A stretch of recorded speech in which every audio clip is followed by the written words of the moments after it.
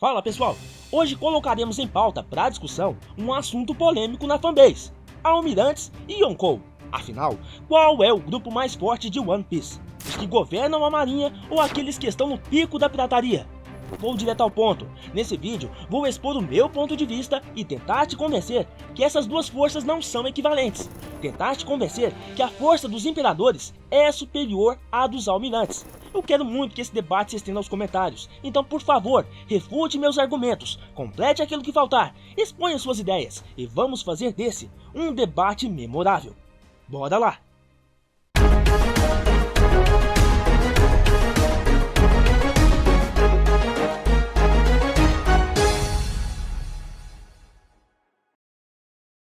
Almirantes e imperadores possuem características bem definidas, e é simples perceber o quanto esses grupos diferenciam-se entre si. Veja a tabela. Os almirantes representam as forças da justiça, os Yonkou, criminosos mais temidos. Os almirantes possuem uma estrutura física simétrica, são todos certinhos, enquanto que os Yonkous são todos desengonçados, assimétricos. Os almirantes são todos alinhados e disciplinados, os Yonkou desalinhados e indisciplinados. Os almirantes não possuem vícios. O próprio Fujitora abdicou de sua visão e o Touro Verde não se alimenta há 3 anos. Os Yonkou, por outro lado, possuem diversos vícios. Os almirantes conquistaram o poder pelo mérito e pela força. Os Yonkous só fizeram uso da força. Os almirantes são perfeitos, enquanto que os Yonkou são nerfados. Ao criar as duas maiores forças de One Piece, o Oda, propositalmente, distinguiu bem as características de ambos os grupos. Almirantes representam a pureza, enquanto que os imperadores personificam o caos, a bagunça. Os almirantes são guiados por filosofias de justiça, justiça absoluta, justiça preguiçosa, justiça incerta. Já os Yonkou guiam-se por utopias, sonhos quase impossíveis de se conquistar, como unir todas as raças do mundo, construir uma verdadeira família de bandidos, ser o rei dos piratas, trazer ao mundo a maior guerra de todas, encontrar a Akuma no Mi mais poderosa.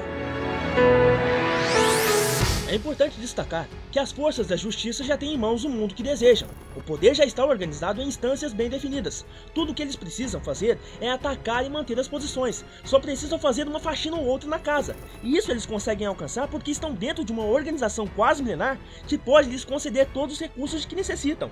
E não só isso, fora pouquíssimas exceções, eles têm liberdade para eliminar todas as ameaças conforme bem entenderem, seguindo suas respectivas filosofias. A utopia de Yonkou é muito mais complicado de ser alcançado do que a filosofia dos almirantes. Podemos comparar os imperadores aos empreendedores. O que um empreendedor de respeito tenta te vender? Um conceito novo, uma coisa boa demais para ser verdade, algo que ainda não existe. Tenta te vender um sonho, certo? Os Yonkou agem exatamente dessa maneira, mas o mundo sobre o qual estão inseridos não lhes oferecem as oportunidades adequadas para alcançarem aquilo que desejam, e por isso optam por utilizar a força bruta em prol de seus sonhos. Pensa só, por que os piratas mais poderosos de One Piece são conhecidos como imperadores? Porque eles não só praticam a pirataria, eles governam. A maioria desses personagens impuseram sua utopia, sua visão sobre uma nação, e essa nação é um pequeno vislumbre daquilo que eles querem impor ao mundo todo. O Luffy quer ser o homem com mais liberdade no mundo. Por consequência, por onde ele passa, vemos ele se comportar como um arauto da liberdade. Os fortes viverão e os fracos morrerão. O Barba Negra tem reunido as pessoas mais fortes do mundo e dado a elas as Akuma no Mi também mais apelonas. Kaido quer saciar sua fome de morte, e em Wano ele criou o cenário perfeito de guerra e desespero para isso. Esse é um pequeno vislumbre dele, da grande guerra que ele quer trazer ao mundo. Agora que destacamos as características dos Yonkou e Almirantes, temos que entrar na parte boa desse debate. Qual desses dois grupos é o mais forte em One Piece? A minha opinião sobre isso é mais clara que o haki da observação do Zop, mas sem fundamento. Ela não vale nada. Então continuemos. Doflamingo é um dos personagens que mais interagiu com esses dois grupos, e claro, sua reação ao falar com cada um deles é bem diferente.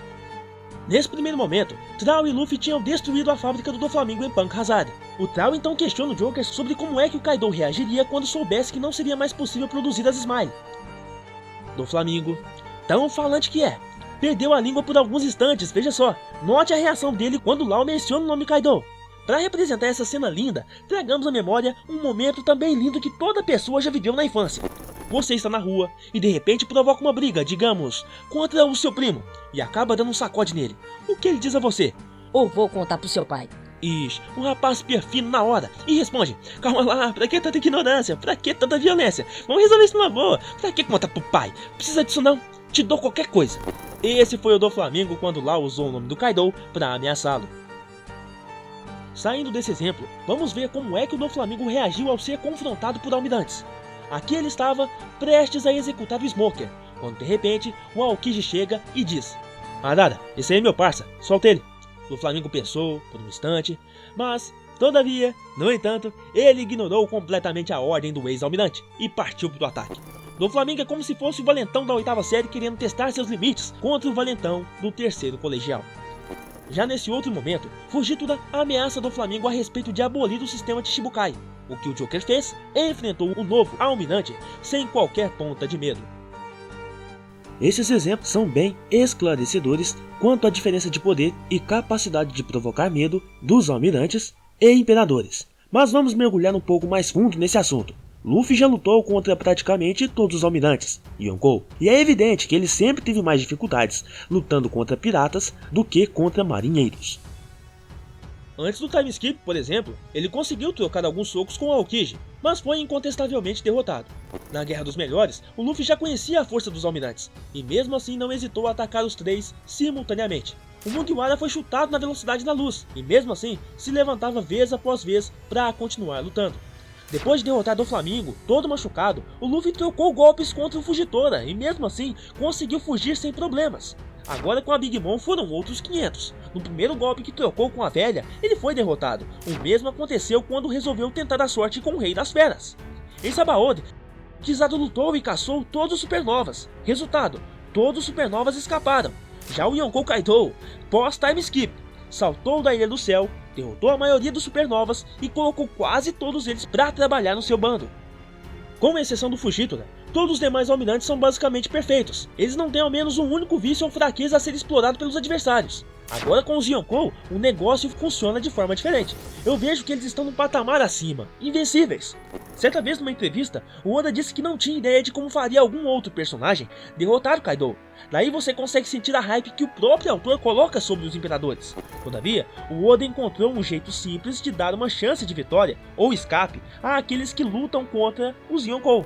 Propositalmente, cada imperador de One Piece tem uma fraqueza ou vício característico.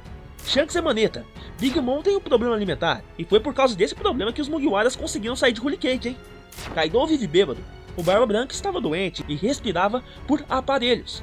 Por causa da Yami Yami no Mi, o Barba Negra é o personagem que mais leva dano e sente dor quando leva qualquer tipo de golpe. Vou encerrando o vídeo por aqui. Esse assunto é inesgotável e acabei dando uma resumida sobre esse tema. Agora eu te convido aí nos comentários para continuarmos esse papo, beleza? E aí, você concorda ou discorda? Quem é mais forte, Almirante ou Yonkou? Caso discorde ou concorde, fundamente sua posição, e é claro que se vocês quiserem, podemos futuramente organizar um outro vídeo para aqueles que acreditam veementemente que os almirantes possuem força igual ou superior à dos Yonkou. Tá certo? Galera, um abraço e até a próxima. Falou, fui!